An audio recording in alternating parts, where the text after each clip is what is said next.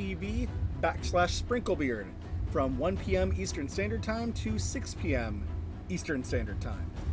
So today, what we're going to be talking about, I've been asked in general to review champions, and we do it a lot on stream, but somebody said that it would probably make for good videos, right, if I reviewed certain champions, so I don't disagree. And today we've been requested to do the Dwarfs. So we shall do the Dwarves. We are going to start off with the rares. Obviously, because there's so many rares, what I'm going to do is probably break this down into a few videos. Maybe like 5 Dwarves per video. I don't know how many there are in general, but we'll start off there. That way it's not too overwhelming. Or maybe I'll just do the Magic Affinity Dwarves, right? And then we'll move on to other affinities later. But the reason that we're doing this is that we're trying to help out new players and free-to-play players. So, with that being said, let's jump into it. We're going to focus on Grumbler first. So if anybody's wondering what stats I go by, these are my personal made-up stats, and I just put them in a paint document real quick. But so if anybody wondering, you know, what stats I'm talking about or where they come from, blah, blah, blah. Of course, I knew that was going to happen. This is my general calling card of how we're going to base stats. We can't have this up while music is going, so I'm going to pull them off screen for the moment, and maybe I'll just flash them at the beginning. Anyways, so for Grumbler here, we have an HP champion. HP is above the 16,000, so that's really good, and as an HP champion, it's nice to see this closer to 20,000. Attack and defense, I would like defense to be closer to 1,000, so that's a little bit of a letdown. Or 1,200 would be ideal. And then his attack, I would want to see closer to 1,000. It's not a real big deal. Defense, speed, he is 5 below the 100, so I'm a little sad about that. And then crit rate, crit damage, resist, and accuracy, they're not going to change a lot. So that's why some of the measurements I had were like 0 or like 0 to 15. The big thing here, though, is as a dwarf, he is more magically resistant. So he does have some extra resistance. Aura skill, ally HP in dungeons by 25%. So if you got him early enough, he would be better than your starter as a lead. However, that's only an additional 10% HP. Typically, what we would like to see is something like speed, accuracy, or defense percentage would be like the 3 really good ones. In some cases, crit rate. I highly encourage crit rate on brand new accounts that might be struggling to get all their party members up to the 100%. Shoulder the weight. Places a 25% ally protection buff on all allies for 2 turns, and then places a 30% increased defense buff on this champion for 2 turns. Not a bad skill. Obviously, the ally protection on all allies is great. I would have liked to see this defense on all allies. That would have made him better for like your late game purposes. But right now, while ninja's a thing, this skill would be pretty great, right? That you would ally protect everybody, and then defense wise, Grumbler here would get a defensive boon, which also might explain why his defense is so low. Next, attacks one enemy, no coming back. Attacks one enemy, places a 50% heal reduction debuff for 2 turns. This is based, his damage is based upon his HP and defense. So obviously you do want to build him more on the defensive side of things.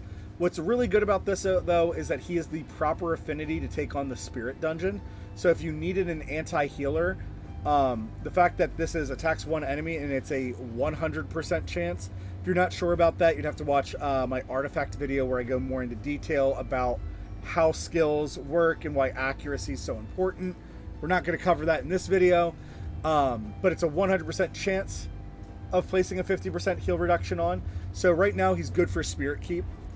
Attacks one enemy, places a shield buff on this champion equal to 10% of their max HP for 2 turns. Their meaning Grumbler's max HP for 2 turns. So ultimately right now, the best place that I see him for sure, right, is when you need some type of anti-healing. So spirit keep or certain arena fights, right? If they have a bunch of healers, or if you fight a team full of lifesteal gear, shield would stop the person from gaining back life at all until they hit like normal health, right? Red health. But he also has the anti-heal in his kit, which would make him good into things like apothecary. No, this will not affect champions that like resurrect. However, if it's a champion that heals and resurrects, so like let's say somebody like Gorgorob, yes, you could stop the healing on somebody who is currently standing or is currently alive from getting as big of a heal. Or certain common staples that you'll see in the arena, like things like Sill of the Drakes, right? Having a blue champion that could fight her, that could also probably mitigate some of her damage. Ultimately, he's not amazing though, right? He does have some uses, but they're not going to be terrific. Next, we're going to move on to Runic Warden, whose color palette I really like.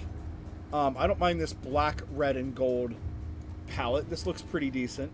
So again, I'm going to flash these stats on screen real quick before we talk about them in great detail. But again, HP I would like to see around 16,000. He's another HP champion, so again, I would like to see that defense closer to 1,200, and then the attack at 1,000.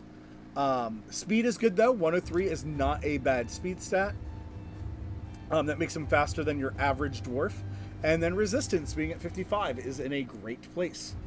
Let's look at his skills. So places a reflect damage buff and a continuous heal buff on all allies for 2 turns. So right now he could be a good pseudo healer on your team. And we say pseudo because continuous heals are not necessarily the best way to heal up. Also because it's the 7.5 and not the 15%. Still very useful, and the fact that it hits everybody does make him a better healer than not. The reflect damage is kind of a nice little bonus. In the early stages of the game, you don't have a lot of defense, so when you reflect damage back at yourself, it hurts a lot more. It's a lot more noticeable when your health pool is also very small. So not a bad skill right off the bat. Attacks one enemy 2 times. Each hit has a 30% chance of placing a 50% attack decrease attack debuff, or as for the rest of the video, I'm going to be calling it a attack break for 2 turns. So this is a pretty good skill. It would be nicer if the percentage was higher. Obviously, we can get it up to 40 and then eventually 50% when he's fully booked out. It's still not great though. 50% on a 2-hit is very good though. And the fact that it breaks their attack and then he has continuous heal. It's kind of ironic though that the reflect damage then is going to reflect less damage. So not the greatest secondary skill, but not horrible, right? And then his last skill attacks one enemy 2 times. He's all right. His kit kind of works against itself in a way, not in a huge way. And again, the fact that he has a continuous heal on all allies could make him very useful. Especially if you already have other good champions. Like let's say you got Spirit Host in the campaign or War Maiden, and you just need a little something extra to keep those 2 champions up. He could be a good pseudo healer rather than you having to play with something like War Priest if you really didn't like War Priest. Moving on, we have the Stout Axeman. I'm trying to scroll up to see his weapon, and I unfortunately cannot. All right, let's get these stats on screen. So HP, again, we have another HP dwarf. There, his weapon finally falls. So, HP's in a decent place, right? Again, it's at that 19,000 mark, which is good. Defense and attack are lower than what I would like. I would like to see them closer to 1,000 at bare minimum. Realistically, though, I'd like that defense at 1,200. Speed is quite slow at 94. Obviously, it's only 6 points slower than 100.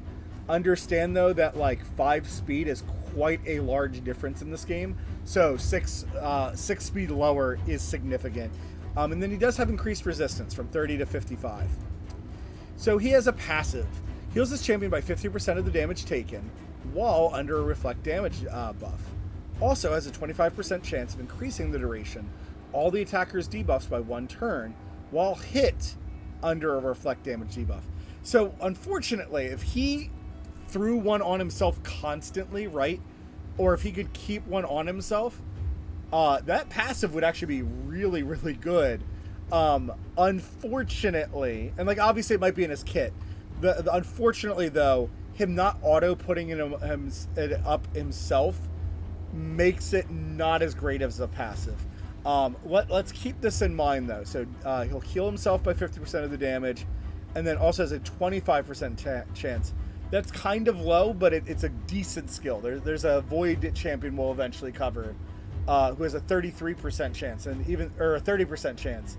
And it was noticeable, just not as much as I would like it to be.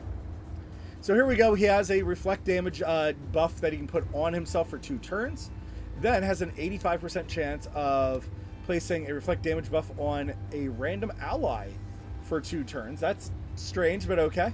Also has a 35% chance of placing a provoke debuff.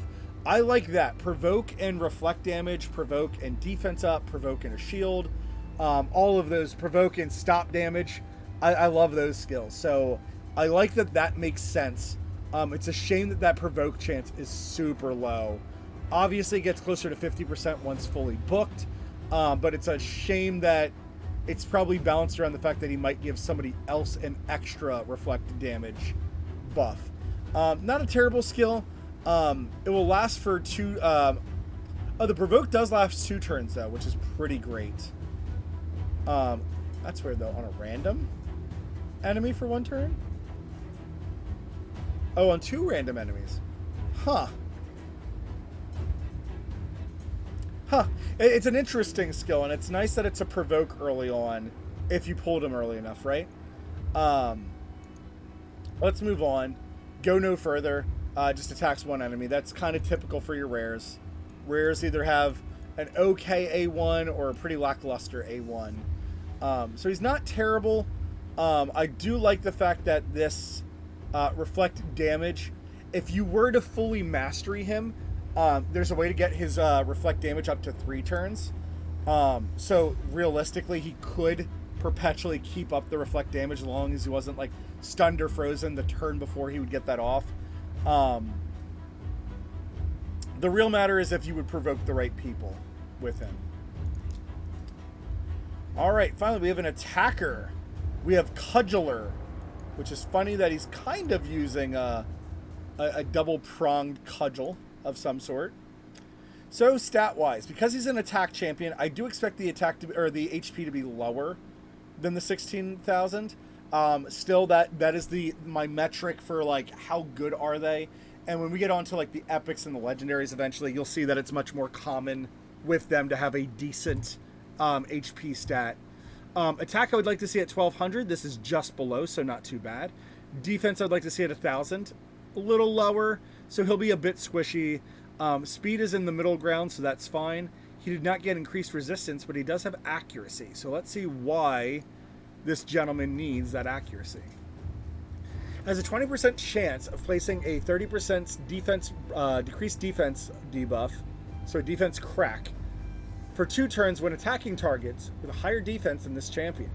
Has a 24% chance of decreasing the damage taken by 20% when attacked by enemies with a higher attack than this champion. So one of those interesting swing passives. Kind of interesting. Not incredibly dependable. Pardon me. Not incredibly dependable. Let's look at the rest of his kit. Places a counterattack buff and a 25% increased attack buff on this champion for 2 turns, and then grants an extra turn. That's actually pretty decent, especially the fact that if you booked him, that would get down to a 4-turn cooldown, and he gets an extra turn out of it. That's not bad at all. Let's see what he does with it, though, right? Attacks 1 enemy 2 times, so when he counterattacks, he would hit them twice. Has a 30% chance of inflicting a critical hit if the target is under a decreased defense debuff. That's pretty interesting, actually. I'm not a big fan of the champions that just counterattack themselves, but this one having an increased attack buff on it, the fact that it works well with this passive, makes this little guy pretty interesting. Not super amazing, but very usable for sure. No real problem there. Next, we'll look at Avir, the Alchemage. So again, looking at our stats, he's a support. So supports, I'd like to see higher HP and defense stats on, or a higher speed minimum for me to like them. So here he's got a little above a regular HP. That's good. Defense, I'd like to see closer to 1200. That's fine at 1000 though. Attack is low. Not a big deal on a support. Speed is in a good place. It's actually above average, so that's good. And then increased accuracy. Very good for our support champion friend. So let's look at his skills. Fills the turn meter of all allies by 15%, and then heals all allies by 15% of this champion's max HP. That is not a bad skill, right? The fact that you could either use it to heal or speed your team up, both things are great. Not necessarily game breaking, but a nice skill. He'd be really great in Faction War specifically. Attacks all enemies, or if you had no other healer. Sorry, if you had no other healer. Attacks all enemies, has a 50% chance of cracking their attack for 2 turns. Also places a crack speed for 1 turn on targets under a poison. So that's kind of weird because like there was no AoE poison that we had earlier. Obviously you can get these chances up for them to be more reliable. Let's look at his last skill. Attacks 1 enemy, has a 30% chance of placing a 5% poison debuff for 2 turns. So there's that poison that we were hoping about, because otherwise his kit didn't really make a whole lot of sense. Nice kit overall, right? The heal and the turn meter is very good. The cracking, attacking, potentially cracking speed could also be very good, especially like in things like the arena or the campaign, right? Just decreasing the attack in the campaign is extremely useful. So overall, decent support champion, not super amazing, but definitely usable. All right, I think, yeah, we have one more here. We have Flailer. Again, color palette, I really like the way he looks, like his weapon. So let's compare his stats real quick. So again, HP, I'd like to see around 16,000. It's not there. Defense, as a defense champion, I would have really liked to see that defense closer to 1,200. Disappointing. HP is below 1,000. Not a big deal. Speed is very slow, though. And then he's only got 10 more resistance. Not the worst thing in the world, but not the best thing in the world. Let's see if his kit kind of compensates for this, right? So he increases his ally defense in faction crypts by 17%. Not bad, not terrific. Obviously, I would have liked to see anything higher than that. 20, 25, 30. All of those would have been great to see. Unfortunate, not there. Fury swipes. Attacks 1 enemy, has a 75% chance of placing a provoke. The fact that that can get up to 100% chance makes it actually very good. The fact that he's also a defense champion makes that provoke even better. Like that a lot. Places a 30% increased defense buff on this champion, and the ally with the lowest HP for 2 turns. Also fills this champion's turn meter by 25%. I do like this. It's unfortunate though, because sometimes like you want a defense boost somebody specifically, so him not being able to do that does make this a little bit more difficult than we would like, right? But the fact that it does hit the ally with the lowest HP still makes it quite the useful skill. And he puts it on himself, which obviously is good with that provoke. Attacks 1 enemy, has a 25% chance, increasing the target's turn meter by 10%. That's actually not bad. Again, especially if you provoke, and then if your champion goes again, you can keep their turn meter from filling up. Turn meter is what determines who goes next. So any turn meter burn can be very useful. Provoke is kind of best in either the campaign or the arena. Both places, provoking a certain enemy can really shut a team down. Just depends on what you're doing. So guys, that is it for our dwarves. Who was our standout dwarf out of this?